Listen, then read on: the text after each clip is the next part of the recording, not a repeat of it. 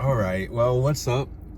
Per normal, we're back. It was Manchester United game day, so we're back reviewing another game. So who did we play today, Sid? Today we played Bournemouth in the Premier League because that's the only tournament we're in. So today we played Bournemouth.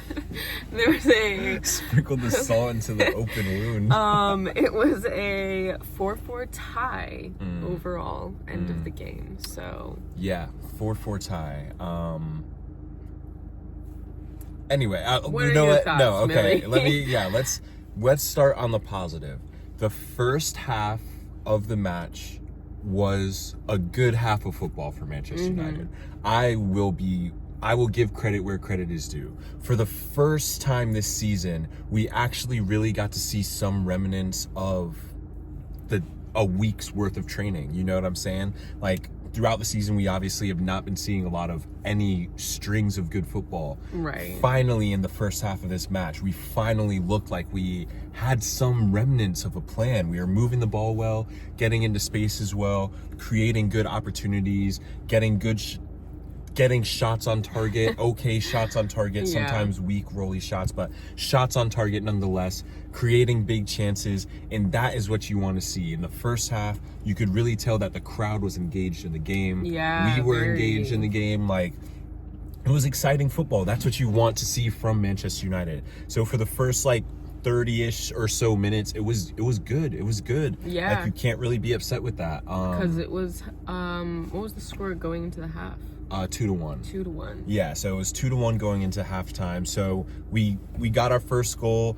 Of a little bit disappointing to see after scoring. You know, we kind of fall into that defensive shape per normal, because there's this, I don't know, kind of this fear that exists within the team once we go ahead of goal, that maybe we won't defend it. And sure enough, we did not defend it. So gave up the goal, went 1-1, but then Casemiro came through in extra time of the first half with the header and got us back in front. Goal, yeah, great header.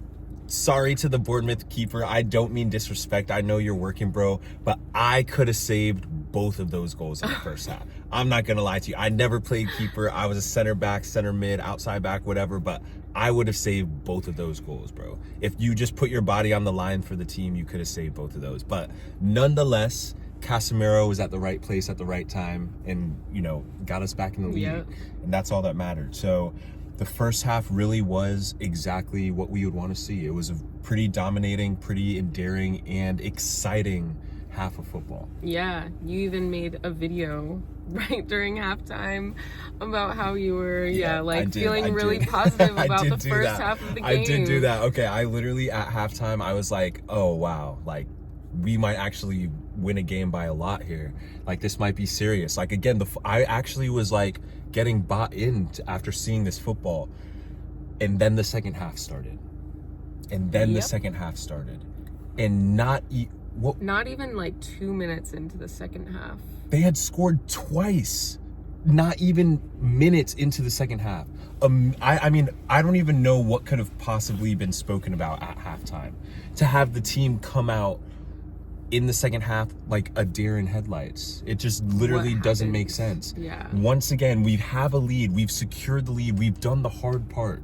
And then we start a half completely flat, completely on the back foot, completely defensive.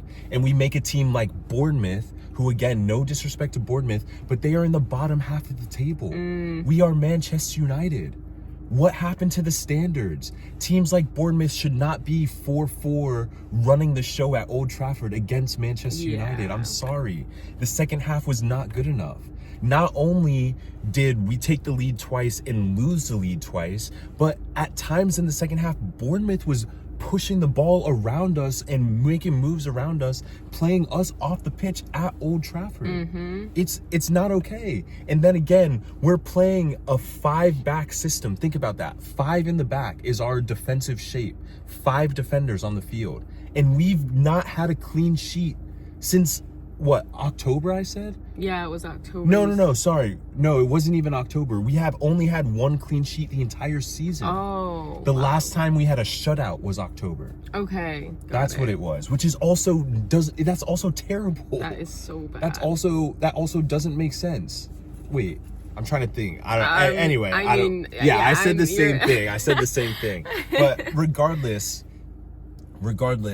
we're seeing that despite having 5 defenders on the field, the formation itself does not allow for our team to be successful. No matter which combination of defenders is on the pitch, no matter which combination of midfielders is on the pitch, the formation itself does not allow for Manchester United to defend properly or transition into attack properly. And we're seeing that again and again by every single team that's able to exploit it. Bournemouth exploits it. I mean, not being able to beat Bournemouth at home at Old Trafford after a week to prepare for the game it's not good enough. We saw it in the loss to Everton. And yes, okay, you can argue we're in the top 6-ish, but that's exactly what got Ten Hag fired.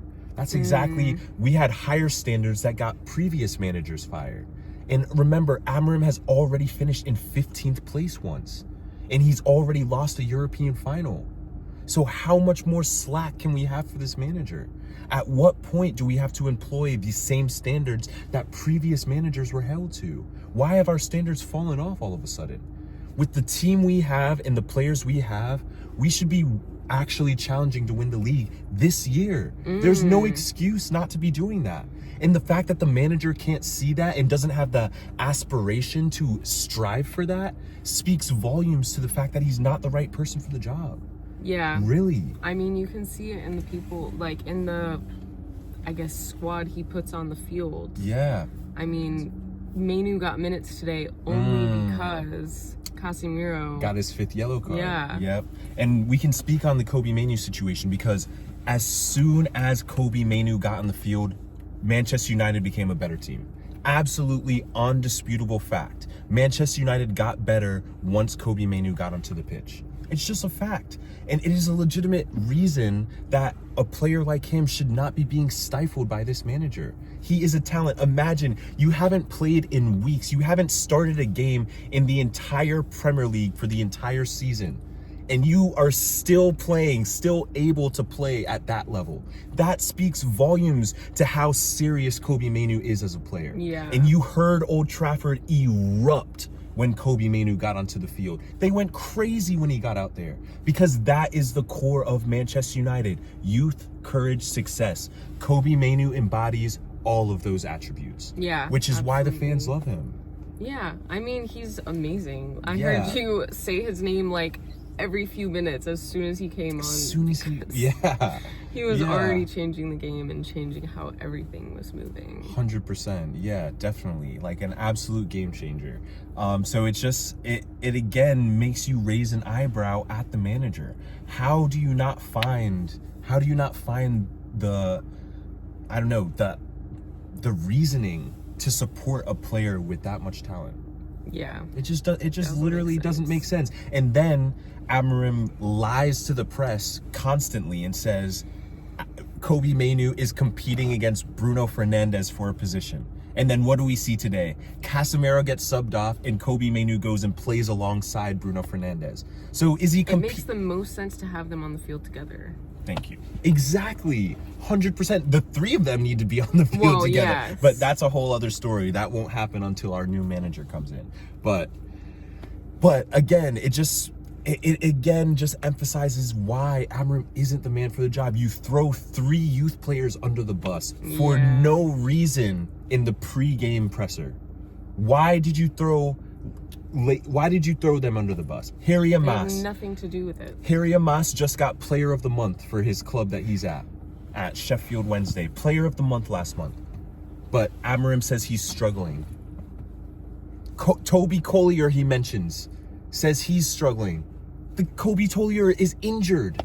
He's not even playing football right now. Wow. And the manager is lying on his name in the press. For what? And then Chido Obi, a youth player who came from Arsenal, for an opportunity, a path to the first team at Manchester United. You even mention him, another player who's trying to break into the first team. What does that say to JJ and the other talented youth players that are at the team? Kept Shea Lacey now relegated back to the youth squad. Got rostered for 3 games and didn't get a single minute. What are we saying to the youth? There's no hope. There's no hope for them. Not under this manager. And that is disrespectful to the core values of the club: youth, courage, success. How many more times do you have to say I don't know. I literally don't know. Amorim literally does not understand what those 3 words mean. Not at all. So guess what? This is sending signals to all of the players that are at the academy at Manchester United that this probably isn't the path to get there.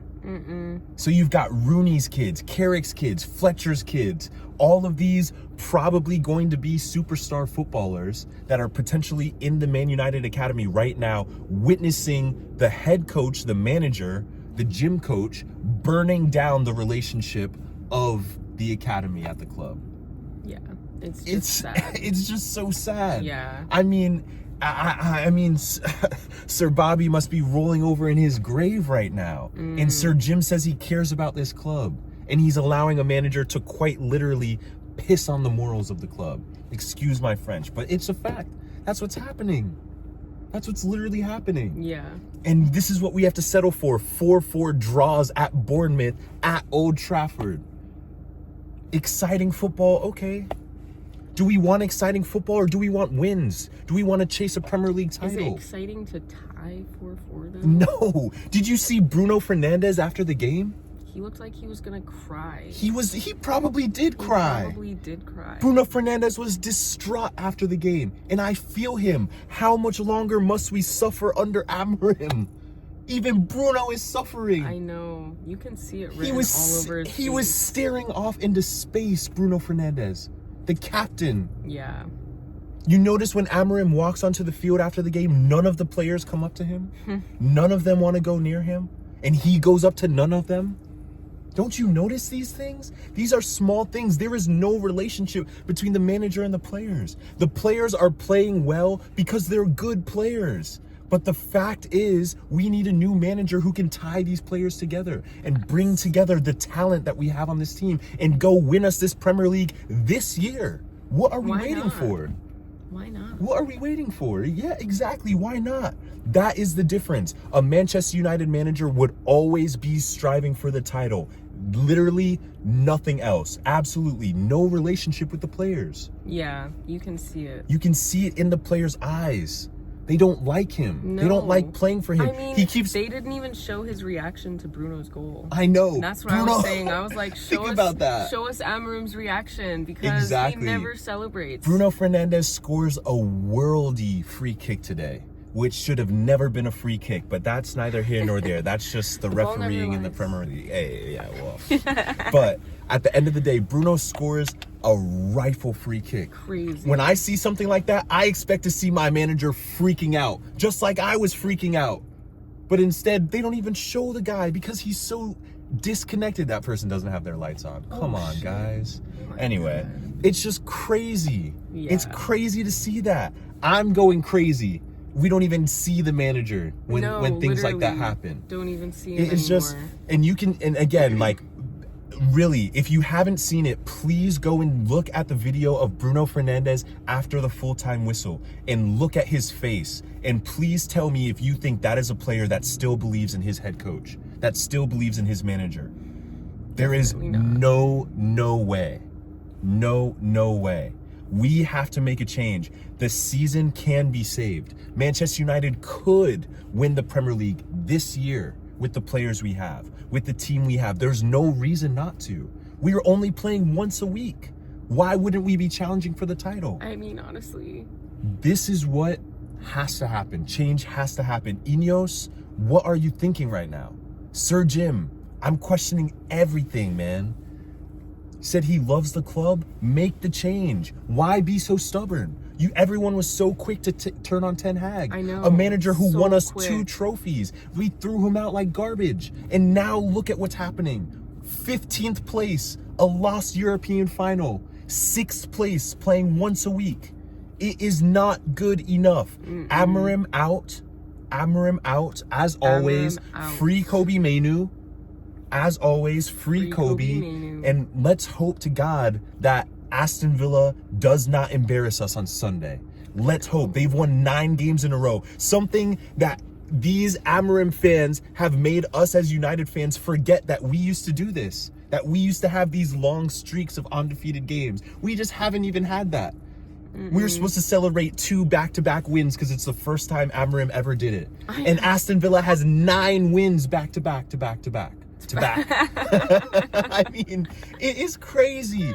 We have to raise our standards. Yeah. Where have the standards gone? I don't want to get into my conspiracy right now. I won't get into my conspiracy right now.